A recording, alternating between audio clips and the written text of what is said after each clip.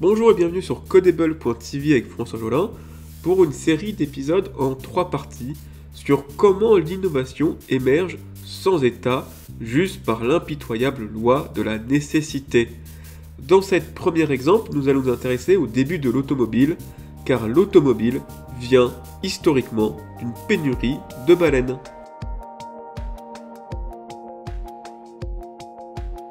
Alors avant de commencer, petite publicité, je rappelle que mon livre Bitcoin en pratique, qui explique tout pour acheter, détenir et sécuriser ses bitcoins, est en ce moment même en crowdfunding sur Ulule.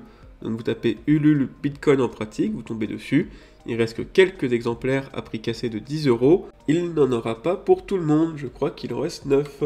Place maintenant à notre sujet. L'humanité utilise le pétrole depuis l'Antiquité.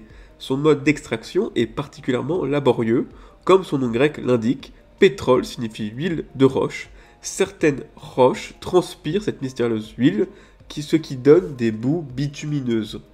Le pétrole est donc un produit de luxe compliqué à trouver.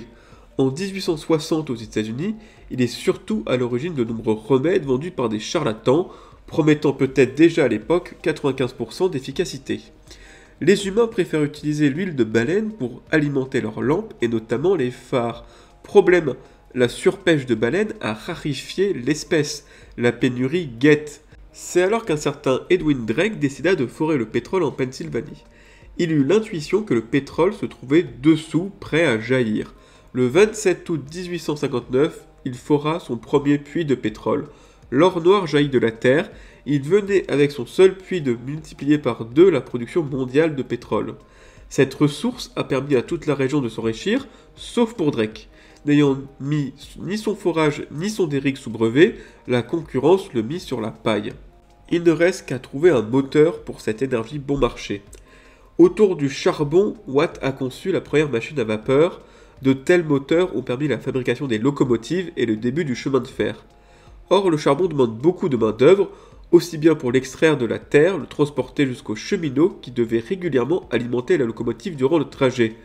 On s'intéressa donc au gaz de ville. Le français Lenord créa le premier moteur à explosion en 1860.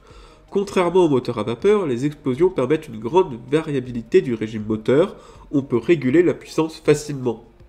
Ensuite, Laroche théorisa le moteur à 4 temps, puis l'ingénieur allemand Otto réussit à perfectionner la machine et surtout à l'industrialiser. Le gaz restait pourtant dangereux, son stockage et son transport peuvent provoquer des explosions. Il faut attendre Daimler, qui est encore aujourd'hui derrière l'entreprise de Mercedes, pour concevoir un moteur 4 temps à explosion fonctionnant au pétrole. Cette énergie sort d'elle-même de terre comme le gaz, mais nécessite peu de main-d'œuvre comme le charbon. Daimler se n'est pas trompé, le fait de passer du gaz au pétrole permet de monter les moteurs sur des engins autonomes et mobiles.